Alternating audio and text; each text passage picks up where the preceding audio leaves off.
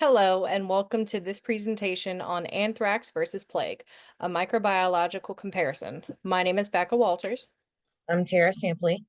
and in this video, we'll explore the key similarities and differences between two historically significant and medically important bacterial diseases, anthrax and plague.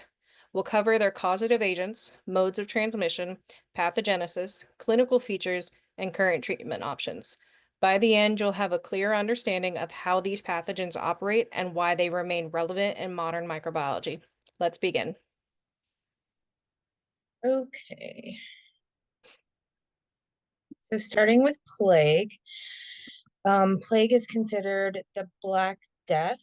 It's mainly spread by fleas that were on rats, which happened starting in like 1300. The rats were usually found on ships that had that were infested with fleas that bit humans that gave them the plague.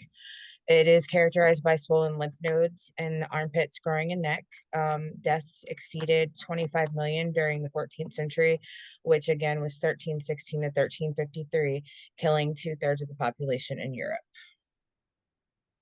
The signs and symptoms of plague are lymph node swelling, again, mainly in the neck, groin area, and under the arms and the armpit, fever, chills, vomiting, diarrhea, and body aches.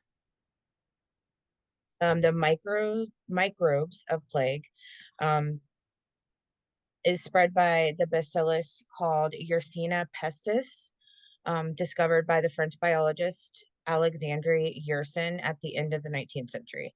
It travels from person to person through the air as well as through the bite of infected fleas and rats. It started in Europe and spread mostly from ships, as I mentioned before. This picture that I have on this slide is of a flea, and it is engorged with blood from the rat, and that's what's transmitted into the human. So the virulence factors of plague has a complex pathogenesis, which is YOPS and F1 antigen. Um, it YOPS inhibits RHO6 T phases and disrupts the cytoskeleton to inhibit phagocytosis. It requires three well-characterized virulent plasmids um, that are shown here on this slide. It results from 32 Y pestis chromosomal genes and two Y pestis. Y pestis is a gram-negative rod bacteria, and this picture on this slide is showing the virulence factor and how it works inside the body. Plague prevention, um, rodent and flea control would help in the population. Food handling and storage procedures, community sanitation standards, environmental factors of household perimeters, and there is no approved vaccine in the US. And the pictures that I have here is how to help prevent foodborne illness. Obviously, there's no vaccine that's approved in the US. There has been in Europe in the past. It's not effective enough for the US to want to actually promote a vaccine for it. And this rat is a black rat, which is um, what rats actually were infected with the plague. The treatment of plague is a 10 to 14-day antibiotic treatment. It is the FDA approved main antibiotics are levofloxacin and moxifloxacin that inhibit DNA replication. Doxycycline is used as an alternative to patients who cannot take um, mainly the levofloxacin and the moxifloxacin, which is a fluoroquinolone, um, and those target the 30S ribosome subunit. Beta-lactam antibiotics and macrolides should not be used. Normal microbiota of the upper respiratory tract is in where it's actually targeted. Plague is targeted to the respiratory tract. There is normal microbiota in there, and it provides resistance to bacteria. Um, the public health challenges that we felt needed to be noted for plague and anthrax was most likely to be used as a weapon for bioterrorism. Um, Mortality rate is high and rapid if treatment is not early and effective. And doxycycline and ciprofloxacin are both effective agents for prophylaxis and treatment. I found out some interesting facts about plague. I have a picture here that's showing the geographical demographics of um, where yeah, plague is most prevalent. Um, I thought that it was interesting that some scholars think that the nursery rhyme Ring Around the Rosie is written about the symptoms of Black Death. Um, Approximately 7 cases in the US every year currently, which is mainly it happened in Europe when it first started. So there's not that many cases of it. But when it does happen, it's a very small case. The cases globally, US, mainly in the Midwest, Africa, Asia, and South America. Half of the US cases involve people ages 12 to 15 years old. I mean, excuse me, 12 to 45 years old. um, and then Becca, you can talk about anthrax. All right. So with anthrax, there's many different known names that it goes by, specifically with calling it wool sorters, rags pickers, splenic, or pustule diseases. It infects humans via the skin, the gut, and the lungs. The symptoms vary from skin bumps, flu symptoms, and GI stress. And the death rates for anthrax are low in the skin, but high in respiratory. The photos you see here show the rod style view of the bacteria known as Bacillus anthracis. Next slide, please. The signs and symptoms of anthrax include painful blisters or bumps, flu-like symptoms, fever, fatigue, chest pain, coughing up blood, nausea, vomiting, abdominal pain, diarrhea, a dry cough, sepsis, shock, and cardiopulmonary collapse.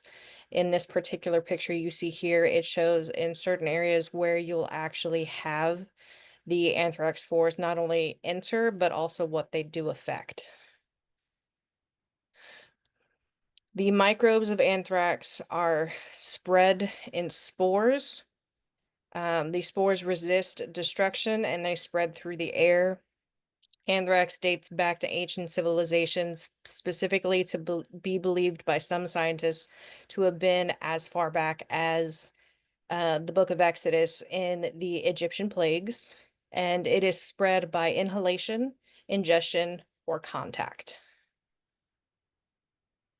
The virulence factors of anthrax include being a disease of mainly herbivorous animals, persist long-term as infectious anthrax forms.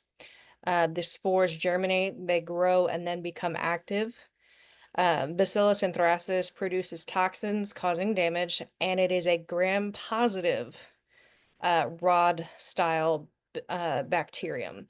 And in this top picture, you'll see here that in the life cycle of anthrax, you start with the anthrax infected animal, which then dies. That bacteria from the animal that is the anthrax itself goes into the into the ground where new animals do start grazing, and those animals then also contract and spread anthrax.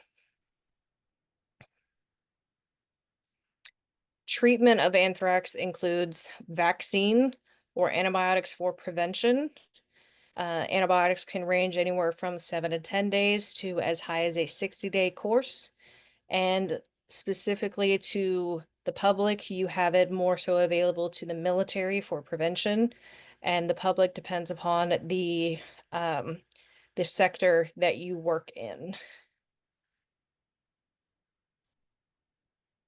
Some interesting facts that I personally found regarding anthrax, that not only is it a rare but deadly bacterial disease, it more so affects the skin than anywhere else in current time. It affects hoofed animals and occasionally humans, and the treatments include the antibiotics and possibly intensive care. Okay, this is my bar graph, and it's showing the human plague cases from 20 to 23 in the United States, where you can see um, the fatal is definitely, it's not as fatal as it is non-fatal because it can be treated. And it looks like the highest was in 2006 and 2015. Um,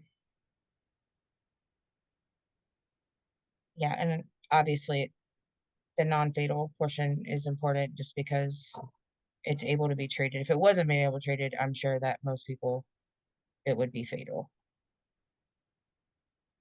And in this slide, you'll see the bar graph for number of cases versus the years. On anthrax, you'll see that there is both livestock and human anthrax cases, as well as livestock vaccinations. And the highest in human anthrax cases in recent time was as early ago as 2012, with roughly 3,500 of vaccinations in the thousands and about 40 actual cases. Years for the actual livestock vaccinations where they're seeing the highest was about 2005. And there's our references. That brings us to the end of this presentation on anthrax and plague. We've explored the microbiological profiles on Bacillus anthracis and Yersinia pestis, their transmission methods, clinical features, and treatment strategies. Understanding these pathogens not only helps reinforce core microbiological concepts, but also highlights the real-world relevance of infectious disease control. Thank you for watching, and I hope this has been a helpful resource for your studies.